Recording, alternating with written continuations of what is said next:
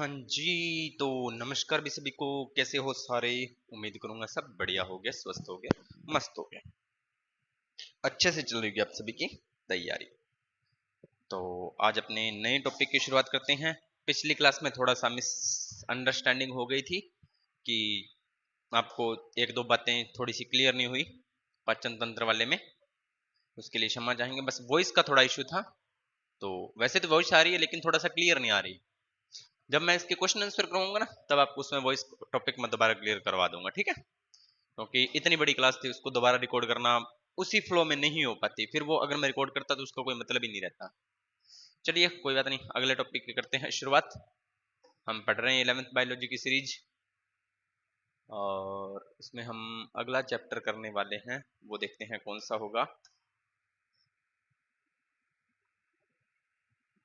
ये है पादप वृद्धि व परिवर्धन। काफी दिन से आप जंतु जगत वाला पढ़ पढ़ के बोर हो गए थे। ओ सॉरी, पादप जगत पढ़ के बोर हो गए थे। मैंने एक चैप्टर जंतु जगत का करवा दिया। अब सॉरी भाई, एक चैप्टर अपना रहता है पादप जगत का, फिर अपने सारे के सारे जंतु वाले पर चलेंगे, ठीक है? तो आपको परेशान नहीं होना है, घबराना नहीं है कि सर क्या हो रहा है, क्या नहीं हो रहा। कोई दिक्कत बड़ी बात नहीं है। अपने टॉपिक पे आते हैं और करते हैं शुरू। अध्याय 15, पादप वृद्धि व परिवर्तन। यानी कि हम पादपों की वृद्धि की बात करेंगे, इसमें परिवर्तन की बात करेंगे, ठीक है? वर्गीकरण की बात करेंगे थोड़ी बहुत। ये सारी चीजें, वृद्धि कैसे होती है, ज्यादा नहीं है इसमें, तो इसमें हम करने का प्रयास करते हैं। चलिए, वैसे तो मैंने सारी बातें बताई हुई हैं, लेकिन फिर भी अपने पढ़ लेते हैं। आपने पहले से ही इस इकाई के अध्याय 5 के अंतर्गत आपने फूल के बारे में मैंने आपको पढ़ा दिया, पौधे के संगठन के बारे में पढ़ा दिया। आपने कभी सोचा है कि मूल यानी कि जड़, तना यानी कि स्टेम, पत्तियां, फूल, बीज जैसी संरचनाएं कहाँ और कैसे पैदा होती हैं? इसके बारे में आपने कभी विचार किया है कि ये कैसे बनते हैं?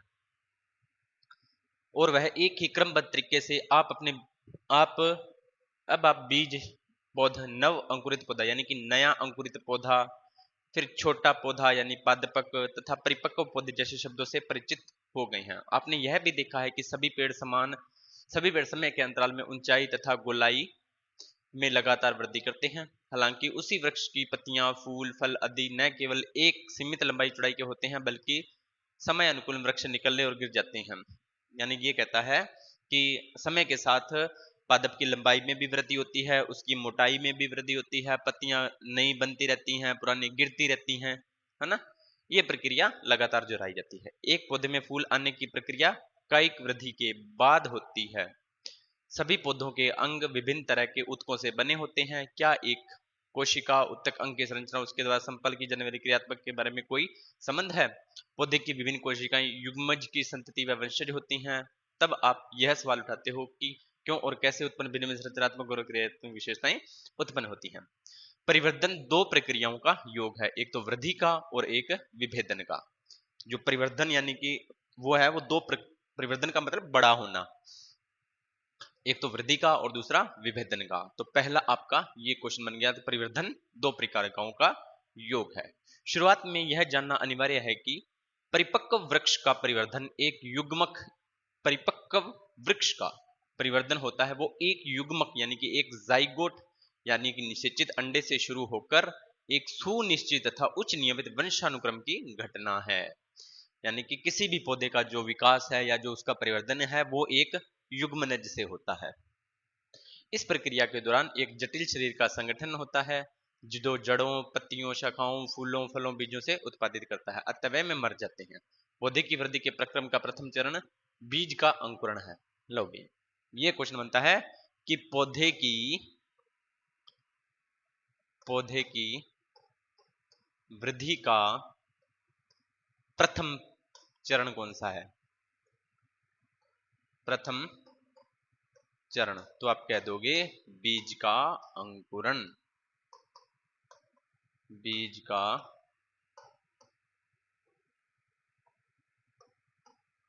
अंकुरण पहला क्वेश्चन। जब पर्यावरण में वृद्धि के लिए अनुकूल परिस्थितियां होती हैं तो बीज अंकुरित हो जाता है। इस प्रकार अनुकूल परिस्थिति के अभाव में प्रतिकूल परिस्थितियों में बीज अंकुरित नहीं होते। ये कहा है कि जैसे ही पर्यावरण में अनुकूल परिस्थितियां आती हैं तब तो बीज अंकुरित होता है, और जब प्रतिकूल परिस्थितियां होती हैं तो तब बीज अंकुरित नहीं होता। इस प्रकार तथा निलंबित वृद्धि में प्रस्तुत काल में चला जाता है, तो उसकी वृद्धि क्या हो जाती है, निलंबित हो जाती है और प्रसुप्त काल में चला जाता है। जब अनुकूल परिस्थितियां वापस आती हैं तो बीजों में उपापचय पर्याय वृद्धि होने लगती है। कहने का मतलब ये है कि पौधा जब अनुकूल परिस्थितियां होती हैं तब ये अंकुरण करता है, और जब प्रतिकूल परिस्थितियां आ जाती हैं तब ये अंकुरित नहीं होता। और जैसे ही दोबारा इसे अनुकूल परिस्थितियां मिलती हैं तो दोबारा अपनी क्रियाएं फिर से स्टार्ट कर देता है और पुनः से वो अपनी वृद्धि को शुरू करता है। इस अध्याय में आप कुछ उन कारकों के बारे में पढ़ेंगे जो इस परिवर्धन प्रक्रिया को संचालित व नियंत्रित करते हैं। चलिए, ये है एक सेम में अंकुरण व नवोदित का परिवर्धन। ध्यान से देखो, यानी कि ये एक बड़ा पादप कैसे बनता है तो इसको थोड़ा समझते हैं। ये जो आपको भूरी भूरी सी दिखाई दे रही है ये है मिट्टी, ये है आपका बीज पत्र, यानी कि अंकुरित एक बीज अंकुरित हो रहा है तो ये इसने बीज पत्र बन गया, और ये बीज पत्रा आधार ये मैं आपको 5वें चैप्टर में करवा चुका हूं। अगले स्टेप में क्या होता है, ये थोड़ा सा बाहर निकला, इसने बना दिया बीज आवरण, ये आपका बीज पत्र हो गया, और ये बीज पत्रों के अंकुर कोशिका। फिर बीज पत्रधार तो यही रहता है, और ये आगे थोड़ा बड़ा पौधा और उसके बाद में संपूर्ण पौधा बन जाता है। इसमें कोई खास बात नहीं है, बस स्टेप दिखाए हैं कि ये इस प्रकार से वृद्धि होता है। अब बात करते हैं 5.1 यानी कि वृद्धि की। किसकी बात करते हैं, वृद्धि की बात करते हैं। जो इंपॉर्टेंट चीजें होंगी आपने लगातार क्लासेस देखी हैं तो आपको समझ में आई होंगी, और अगर आपने नहीं देखी तो इसका फिर हम कुछ भी नहीं कर सकते। थोड़ा सा ब्राइटनेस ज्यादा इसको कम करते हैं यहाँ पर, ठीक है ठीक है। अगला स्टेप कह रहा है कि वृद्धि एक जीवित वस्तु के लिए वृद्धि को सर्वाधिक आधारभूत एवं सुस्पष्ट विशेषता के रूप में जाना जाता है। वृद्धि क्या है, वृद्धि को एक अवयव या अंग या इसके किसी भाग, यहां तक कि एक कोशिका के आधार में अनपटल स्थायी बढ़त के रूप में परिभाषित किया जा सकता है। वृद्धि उपपचय क्रियाओं से जुड़ा होता है जो ऊर्जा के व्यय पर आधारित होता है। इसलिए एक पत्ती का विस्तार वृद्धि है। आप एक लकड़ी के टुकड़े को पानी में डालते हुए उससे फैलाव का विस्तार का वर्णन कैसे करेंगे। वृद्धि क्या है, तो वृद्धि में क्या होता है, ऊर्जा की आवश्यकता होती है, एक कोशिका अपनी संख्या को बढ़ाती है, ठीक है, अवयव बढ़ते हैं, वो सारी बातें हैं। पादप वृद्धि से क्या अभिप्राय है, या पादप वृद्धि प्राय अपरिमित कैसे है। चलिए हम पादप वृद्धि के बारे में थोड़ा देखते हैं। चलिए, और उसके बाद वृद्धि के चरण देखेंगे, वृद्धि दर देखेंगे, ठीक है, ये सारी चीजें हैं। अपने इसको थोड़ा सा आगे पढ़ने का प्रयास करते हैं,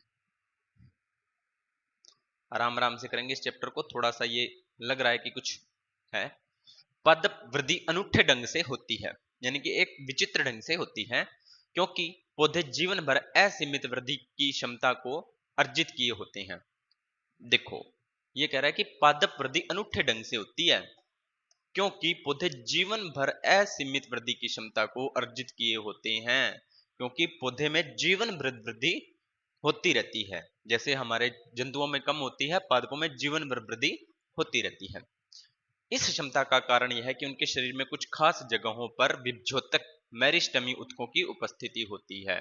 इसकी वजह क्या है, जब मैंने आपको उत्तक बढ़ाए थे, पादप उत्तक बढ़ाए थे, तब मैंने आपको बताया था कि विभ्योतक उत्तक ही क्या होते हैं, वृद्धि के कारण होते हैं। तो कुछ विशेष जगहों पर पौधे में विभ्योतक उत्तक पाए जाते हैं जो ही इसकी वृद्धि का कारण बनते हैं।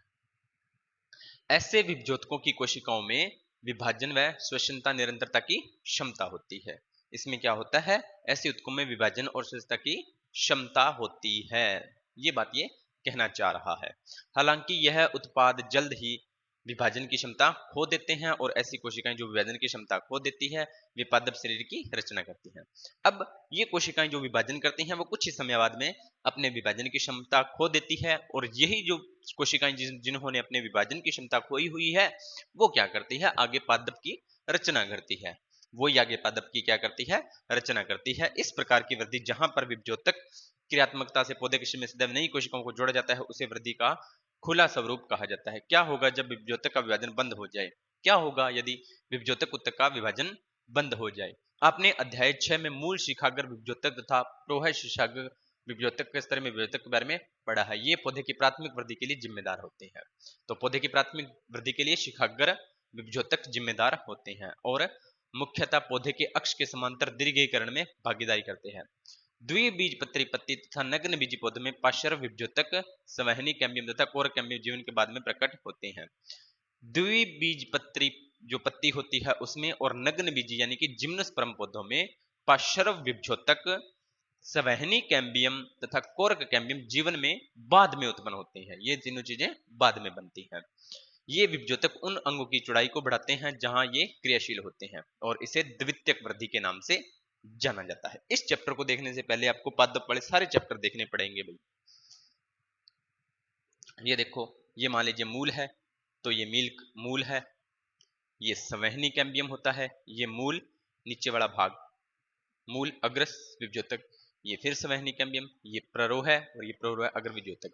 यानी कि ये हो गया इसका प्रांकुर पौधे का और ये हो गया इसका मूलांकुर।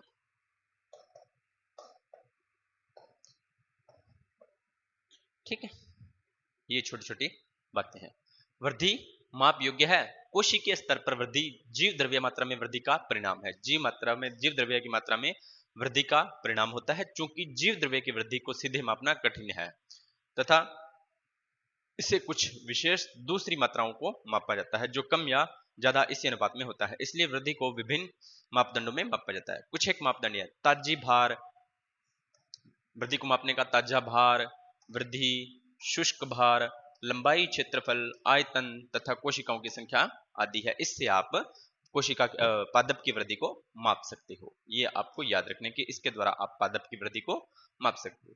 आपको जानकर आश्चर्य होगा कि मूल शिखाग्र विभजोतक, कौन सा मूल, मक्के की मूल शिखाग्र विभजोतक में प्रति घंटे 17,500 या इससे अधिक नई कोशिकाएं पैदा हो सकती हैं। मक्के का जो मूल शिखाग्र होता है यानी कि जो मूलांकुर के आगे वाला जो शिशाग्र विभजोतक होता है वो 1 घंटे में 17,500 नई कोशिकाएं पैदा करता है। जबकि तरबूज की कोशिकाओं के आकार में वृद्धि कितनी होती है? तरबूज की कोशिकाओं में आकार में वृद्धि 3.5 लाख गुना हो जाती है। 3.5 लाख गुना हो जाती है तरबूज में। ये दोनों बातें आपको ध्यान में रखनी है। पहले वाले उदाहरण में वृद्धि की कोशिकाओं की संख्या में व्यक्त किया गया है और जबकि दूसरे वाले में कोशिका के आकार में बढ़ोतरी के रूप में किया गया है। मक्के में तो संख्या को व्यक्त किया गया और दूसरे वाले में कोशिका की वृद्धि को व्यक्त किया गया है। एक पराग नलिका की वृद्धि लंबाई में बढ़त एक अच्छा मापदंड है। अगर लंबाई में वृद्धि होती है तो पराग नलिका में वृद्धि होती है। इस तरीके से आप उसे माप सकते हो। वृद्धि के चरण है, देख लो भाई, ए ब स द य र ल व, इस प्रकार से ये चरण दिखाई गए हैं किसके? पादप की वृद्धि के। चलिए पादप की वृद्धि देख लेते हैं। वृद्धि की अवधि को मुख्य 3 चरणों में बांटा गया। पहला है विभजोतकीय, दीर्घीकरण और परिपक्वता। यानी कि पहला क्या होगी? कोशिका विभाजन होगी, फिर कोशिका का दीर्घीकरण होगा और बाद में उसका परिपक्वन। विभजोतकीय चरण में कोशिकाएं मूल शिखाग्र तथा प्ररोह शिखाग्र दोनों में लगातार विभाजित होती है। इन क्षेत्रों को कोशिका द्रव्यें जीव द्रव्य से भरपूर होती हैं और व्यापक संलक्षण केंद्र को अधिकृत किए होते हैं। उनकी कोशिका भित्ति प्राथमिक, पतली व प्रचुर द्रव्य संयोजन के साथ संकुलेजित होती है। विभजोतक क्षेत्र के समीपस्थ कोशिका दीर्घीकरण के अगले चरण को प्रतिनिधित्व करता है। इस चरण में कोशिकाओं का बड़ा हुआ रसदानी भवन, कोशिका विशालीकरण, नव कोशिका भित्ति निरीक्षण विशेषताएं हैं। पुण्य शिखाग्र में आगे बढ़कर दीर्घीकरण के अधिक समीपक्ष का भाग स्थित होता है। परिपक्व के चरण में कोशिका परीक्षण होने वाली कोशिकाओं को अपने अंतिम आकार को प्राप्त करती हैं। बस ये दोनों बातें हैं जो मैं आपको बता चुका हूँ। पहले स्टेप में क्या होता है? कोशिकाएं विभाजित होती हैं, दूसरी में कोशिकाओं का थोड़ा आकार बड़ा होता है, दीर्घीकरण होता है कोशिकाओं का, और तीसरी में कोशिकाएं एक परिपक्व हो जाती हैं और आगे एक पौधे की वृद्धि का कारण है वो बनती हैं। ठीक है, ये चीज है। इसके बाद में अगला है वृद्धि दर। वृद्धि दर तो ये थोड़ा सा लेंथी है तो इसको मैं पढ़ाऊंगा आपको कल। फिर वृद्धि की दशाएं, विभेदन, विभेदीकरण, पुनर्विभेदीकरण, परिवर्धन, ये है थोड़ा सा अजीब सा है टॉपिक, पर कोई बात नहीं, हम करेंगे इसको। और इस क्लास को मैं यहीं समापन करता हूँ। छोटी सी क्लास है, इसको देखना। और हमने कैमरे का थोड़ा अब चेंज किया है तो बताना भी कैमरे की क्वालिटी कैसी है, वो सारी चीजें आप मुझसे शेयर करना। उम्मीद करता हूँ आपको क्लास अच्छी लगी होगी। अगर क्लास अच्छी लगी हो तो वीडियो को लाइक करें, शेयर करें, कमेंट करें और चैनल को करें सब्सक्राइब। मिलते हैं नेक्स्ट वीडियो और नए टॉपिक के साथ, तब तक आप सभी का धन्यवाद।